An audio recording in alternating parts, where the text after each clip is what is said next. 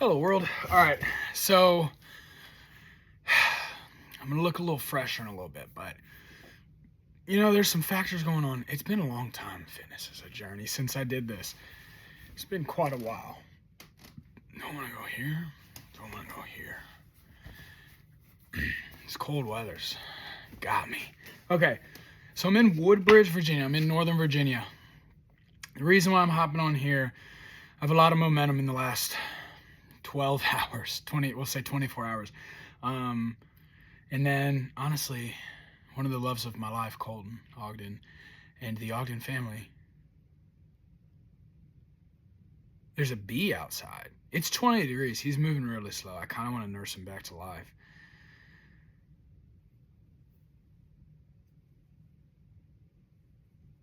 Dang. Anyways, it just made me think of an entire thing. We're back. So, because they were watching my videos, it kind of inspired me to oh, people actually watch these. Cool. But so let's give a little update. A little inspiration. It's not a thing. So I'm in Northern Virginia. I was in Southern Utah this year. Let's recap the year. Ooh, December 2nd, right? We'll recap the year real quick. So last year, a year ago, December, January, February, November, I pretty much scrapped my entire world, came back to Virginia, and was down and out from the business world, the sales world. And so I was like, I'm going to serve people. So I was like, I'm going to feed families for Thanksgiving. Fed a couple families, nothing in the realm of what I wanted to do. I just but then I was like, you know what? I need to get back into door-to-door sales. I never gave it everything I got. So had a buddy hook me up, my boy Jake Branham, love you. Went and did solar December, January, February. I didn't perform the way I feel like I could have. But it doesn't matter. I closed the deal a month, right? Helped some families get some new roofs. I mean, that was cool. And set them up in a good position. Made some good money as far as that. But then I ran out of money to continue that. And I was kind of it wasn't possible to continue. Plus, my production, I was probably getting cut anyway. But my heart just wasn't in it. I have that thirst. I won't make excuses, but I can tell you my heart was not in it. I have that thirst to knock on doors and be the hardest worker. But then when I'm in front of them and I'm trying to sell them something I don't really believe in, it's a better situation for them, but slightly and potentially, right? And it's just you have to sell yourself on these other narratives to crush it. And I just couldn't turn the corner on that, I want to be impacting people and connecting with people, and I have much better ways to impact through the resources that I can give as me versus putting solar on their roof. So, fell apart. We'll just say I wasn't good enough. I'm fine with that. Could have been better. Learning experience. Anyways, then came back to Virginia for a month. I was pretty down. I didn't know what I wanted to do. I was still doing me. I'm the person where my purpose, my drive is to become the best individual I can be, right? Extract the potential. But I also need a purpose and drive externally. I have to have a path, a vehicle of some sort, and I didn't have it. So for 4 to 6 weeks, I can't really remember exactly. We'll say 4 to 6 weeks, March-ish, April-ish, I was literally just here at my dad's house, going to One Life Fitness every day, twice a day, hitting the sauna, getting the pump, and reading 3 to 4 hours a day. Psychology, self-improvement, human nature, neurochemistry, books, right? Just to improve myself and improve the areas where I love. Communication, things like that. And leadership, biographies. I was just reading and fitnessing. But I've always done that, right? I've always done the self-improvement things. That's just what I do for fun now. Is just becoming the asset, becoming as big of a lever as an individual as I can possibly be. And so, man, this bee, I feel bad for my buddy. So I was doing that 4 to 6 weeks, March, April. Then my boy Colt was like, hey, want to meet a billionaire?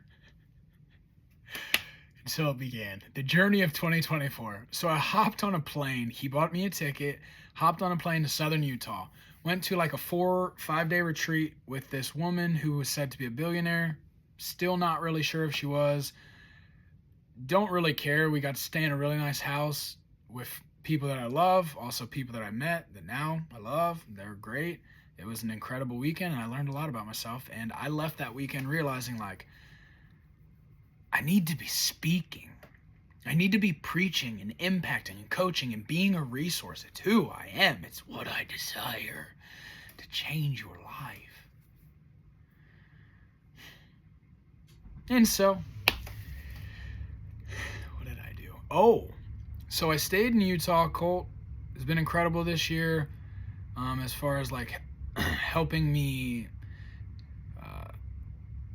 have a place to live and continue to learn and all this stuff. But I was waiting on solar money from February, and finally, late May, I randomly get like 5 to 6K come in from the solar. And it's just like, that's sales for you, right? I close a deal in January and February, and they finally pay out. And I'm not gonna lie, no. I got like 5 to 6K at once, and then all of a sudden I had like 18K come the next week, and then 27K come 2 weeks later. So I ended up making like 10 G's out of nowhere. It was all earned earlier in the year, but like you're down and out for like 3 or 4 months, thinking this money's never coming, because it happens. But Spartan pays. It's good company. But it's just that the jobs are taking forever, and the money just doesn't flow until the jobs are done. And so the jobs are finally done, and I get like 10K in the months of May and June. May, June, yeah, right. And so I'm like, ooh. So I get a rental car, Enterprise. Love-hate relationship. I think both ways. I get a car from Enterprise Rent-A-Car, and I'm off. I'm like, all right, I'm going to tour. I'm going to go to Phoenix. I was in Cedar City in southern Utah. You know, it's become like my second or third home. I love the people there. I have a really good community there, I think, now. It's not too big of a community that I have, but the people I have, they mean a lot. But I hop in a car, I go down to Phoenix, and I'm like, all right, this is what I'm going to do.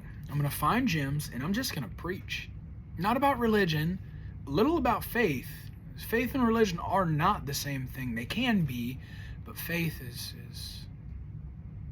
I think this life is faith. I mean, let's not kid ourselves. Faith is the foundation for every individual as a human. Just faith, not religion, faith. And so I'm like, I'm gonna preach on faith, philosophy. I'm gonna like figure out how to get this message across and just be a resource, right? And I'm not gonna do it for free. Maybe some donations come my way, or you know what I'm saying? Maybe some people pay me for some coaching, this or that. But here we are. So then, go to Phoenix for a few days. I maybe got like one little engagement. That was it, small. But I dropped in, talked to a lot of individuals, connected a lot. I'd like to think I made somewhat of an impact there. Then I was on the road. I need to see my little brother, you know. He's in Houston. So I drive through El Paso, drive to Houston, and there I am. I think I was there for about 10 days. I tried to build a little community, tried to do the speaking thing there. Some of the gyms weren't really feeling it. But hey, even Jesus only got 30%. And he was said, I would consider him the greatest master teacher and salesperson of all time. And most people would, well, that I know, would consider him God. So even God couldn't get them all, you know. So not to say I'm God, but not being able to get everyone that I'm coming into contact with, or all the gyms that I try to help be a resource for, you know, not every single one of them saying, yeah, we'll open our doors to you. It makes sense.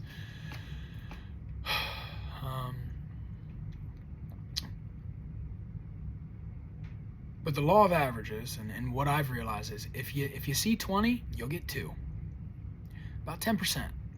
10% will be your people. Another 10% you could probably like persuade. And another 10%, maybe to get 30%, you got to be really good. Really, really good. But I think you can get 30%. But 10% are your people. You'll connect. You'll vibe with them. 10%. So if you hold on to that, all you got to see is however many people to get your 10% to hit your whatevers. But then Houston, I'm leaving Houston. I had a friend that was getting baptized in Phoenix. What religion does Dylan? Yeah. But she was getting baptized at a Christian church, and she means a lot to me, so I wanted to be there for it because she asked me to be there. So left Houston, went to Phoenix for literally 2 days just to see her get baptized, and then went back up to southern Utah to return the car. I returned the car and kind of settled into southern Utah for a little bit. I think it was about a month or two.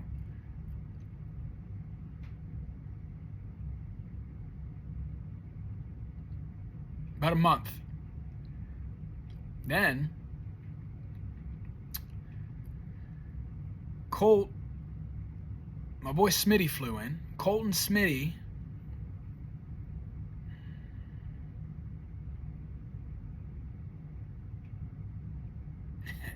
what a year. Drove me down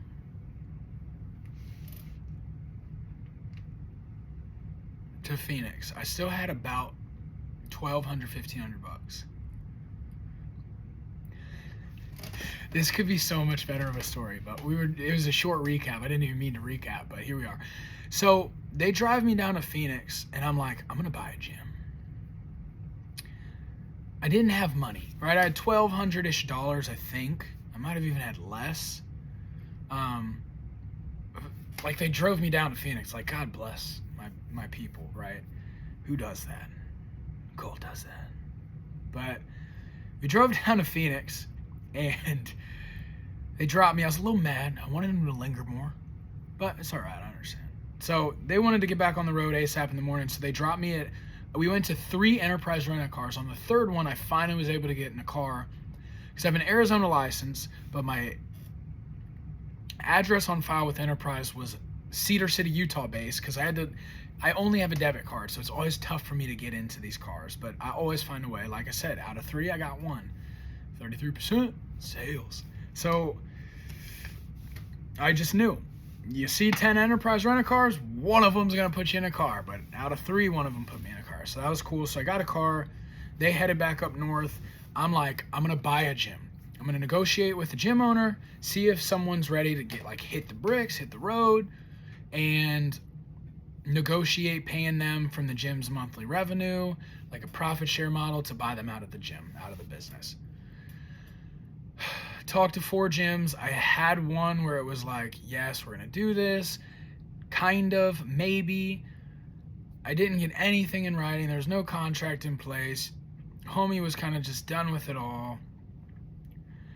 Kind of just like, I don't know, bad time for everything. Bad communication. I basically lived in that gym and worked in that gym and tried to impact that gym. I tried to sell the gym hardcore for about a day, and then I realized it's just the culture and the atmosphere and the leadership of the gym where no, I need to take over if I'm going to actually build this business, because I'm not going to tell people something to their face just to sell them a membership and then leave them with a leadership that I didn't think was worth leaving them with. And that's not to bash any individuals, but I was correct, because the gym has now closed its doors, which means I would have signed people up at a gym that they were going to stay at for 3 months. Nope, not going to do it. So, nothing bad against the individual. God bless him. I'm excited for his future, but it didn't work out. And I don't know if he really likes me, because he saw a lot of fault in me. But I have nothing but good things to say. So, great experience, learned a lot, realized that if I step into a gym, I can do what I think I can do if I want to. And I did want to for a day, and I did it, and then I realized it would not be lasting. So, God bless. Then it got dark. I was living at Uru. So Uru is still there, but it's not operating. It is now operating, but in August and July, it was not operating as a space. Now it's an outpatient facility, kind of a package deal for teens, related to the Barbell Saves Project. Rob, right? Robert Best. So Rob, one of the loves of my life as well, was so incredible. He let me just live on the gym floor for 2 months. So while I was trying to work with that other gym and buy it, I was living at Uru, that space. Then that fell through. So for a month, I lived at Uru. And Rob had texted me, he's like, hey man, we're going to launch this thing like third week in August. So until then, you for sure can stay in there. But then like, we got to find something else out. And so I was like, dang, okay, 3 weeks, plenty of time. Thank you. All right. Figure it out. So stayed there for 3 weeks, milked it, and then once again, Colt, he's like, hey, let's build this coaching thing. I started to do this little model where I was bringing people into the gym. I'd give them an hour of fitness, and then I'd basically do an hour of personal development, perspective, philosophy coaching, character development. And not necessarily therapy, but the idea was physical health, then mental health. Because when you hit the physicality, when you get those endorphins rushing, your dopamine, your serotonin, all these different things, these neurochemical concoctions from fitness, from movement, you're a different person when it comes to opening up about the mental and the emotional states. It's better. Right, I'm just realizing I should have done this video with this camera turned, but here we are, 16, 17 minutes in. We'll go with it. So I'll try to shorten this up. So I started to do that where it's like 2 to 3 hours of boom. And I ran like 4 or 5 people through it. I was like, this is donation based. So I got probably like an average of $50 a donation. And I'm sitting there, I'm just like, it's fitness, it's personal training, but it's also life coaching, therapy-ish type stuff. Like this is big. If this impacts people, like we're talking, these sessions should be billable $300 to $500 a session, right? It's 2 to 3 hours, but it's impactful. So I'm like, this is huge. So Colt's like, all right, we'll go up, we'll coach a little bit at the gym, get some money coming in from there, and then we'll try to, you can run these, and we'll try to build this coaching thing. We constantly had like a foot in, foot out. Weren't really sure if we wanted to go that route. I did a few of those sessions with like 3 people, and then it kind of just fell off. Started to be in the gym more as a coach, as a presence. Then I was like, out of nowhere, I was full-time head coach. I was coaching more classes per week than anyone else. And the owners of that gym, I won't mention it, in Cedar City, Utah, don't pay their employees well, and they suck. There's one owner. He's terrible. He's not a good gym owner. And I won't name any names or even the gym, but fellas should do better. And anyways, basically coached like 40 hours total in like 3 weeks and made $600, less than $1,000. Much less than $1,000. Anyways, then I had a friend reach out and kind of paid me like $1,200-ish to go down and coach for a few days in Phoenix. So went to Phoenix for like 4 days, did that, went back up to southern Utah, and I was just like, I don't know what to do. Stranded.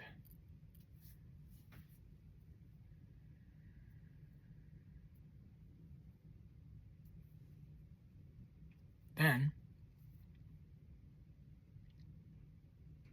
signed up for school. Got like $2,000 in my pocket and ran it back. Did another little grind where I had a rental car, traveled around a little bit. I'm trying to impact. I'm trying to continue to learn and become the best version of myself and impact. And then had a friend just help me out with some money and get into a rental car. And I did that while I was in southern Utah because my grandma this year, 2024, has been in and out of the hospital probably 3 times. And at one point, she wasn't texting back. And came to find out, like, I thought she was just being a rascal saying, "Stop bugging me, I'm fine." Or who knows. But apparently her iMessage wasn't working. So you had to turn off your iMessage to send her a regular text message, and she would get it and reply. I didn't know that. So I hopped in a car and drove from southern Utah, Cedar City, Utah, to Woodbridge, Virginia, with no money. I had like $60 to my name. And I had a friend in Phoenix, my boy, Eric, Livia, who kind of sponsored the trip for me and helped me be able to afford gas, couple bites to eat, and slept in the car. I stopped in Houston and stayed with my little brother for 2 days on the way. But yeah, drove across country just to make sure I saw my grandma. I've had too many people, too many times have I lost someone too quickly, without notice, without just like a thief in the night, and I wasn't going to let it happen again. So I needed to see my grandma, So I'm driving cross country, no money. It's like, dude, it was wild, right? Then 1 o'clock in the morning in Birmingham, Alabama. I'm driving behind this truck. We're going 70, 75. There's 2 people on the sides of me. There's a truck in the middle. I'm in the middle lane. We're going like 70, 75. He's out of nowhere, flying, just swerves. I can't swerve. I'll hit one of these cars. I run it over. Knee high. It is a knee-high bale of cotton. I just crushed this shit with this rental car. I don't have insurance on the rental car. I've never been in a car accident in my entire life. Never. It doesn't happen. I'm very conscious when I drive. It doesn't happen. It's never going to happen again. Most one-off thing in the world, I hit this bale of cotton, and it just rips that back bumper. I get off 3 miles later at a Buc-ee's. Freaking first exit's 3 miles after that. Get out of the car. I see there's like stuff under it. I'm like, what the? Did I hit a deer or something? Stop the car, reverse real quick. The entire plastic undercover go, whoa. And it's cotton. It's clearly cotton. It looked like it could potentially be a bale of cotton. There's tons of trucks where they have like those rolls of cotton, which are like knee high. They're large, but they pick cotton in Alabama and they have them on the trucks, and I'm guessing it just fell off. I don't know. But I ran this shit over. And so there we are. The bumper is just ripped off the back. It's still on the car, but it's like split. So it's flapping. There's plastic from underneath, like small pieces that are still attached from pins, from the screws. They're slapping, making noise. I'm like, oh man, bummer. Go over to Buc-ee's, have a quick laugh, snag an energy drink and a water, buy some duct tape that bitch back up, and I'm back on the road. Excuse my language if kids are watching. I'm back on the road. And I mean, these are the things where it's like, most people just go, are you kidding me? What am I going to do? What is that attitude going to do? Like, whether I handle it, these are the way I see these situations now in my life. Because of the privilege that I've been handed, which is my life. It's led me to look at these situations like this. Okay, let's say I have to return the car to Enterprise, rent a car, and it's devastated. Would I rather return the car like, oh, I don't know what to do? Or would I rather return the car like, how's it going? Like, let's figure this out together. Which individual would I like to present in that situation? Who would I want to be? The best possible version of me. So I returned the car a few days later in Virginia, and honestly, like, it's kind of disappeared. I got my bill for the car. I didn't get charged for a drop fee, which it should have been $800 to $1,000. Didn't get charged for that. And I still haven't been given any indication that I'm paying for damages. And it's been like 6 weeks now. So definitely lucked out with the drop fee. I might luck out with the whole thing. I don't know. But I handled it as best I possibly could. And yeah. So anyways, we're in Virginia. I've been struggling to find like what's next. I just hopped in on a call. I have an interview at Gold's Gym tomorrow to be a general manager there, a gym manager. I'm more so leaning, I've been on LinkedIn and I'm DMing people about doing corporate wellness. I'm looking at connecting businesses with community-based fitness facilities and being the middleman for corporate wellness. I know it will work. I know it's possible. So I have those gears driving there where I'm trying to create this on my own business. I also got very fortunate yesterday and hit a massive sports bet with my little brother, and it put a couple grand in my pocket. And so I'm able to breathe again, turn my phone back on and operate. But this year has been wild, and what a time. And you are the asset. That's all I can say. Like, if you build a life where you're the asset, nothing that comes your way is going to devastate you. Like, you just figure out a way, you know? So there's the update show.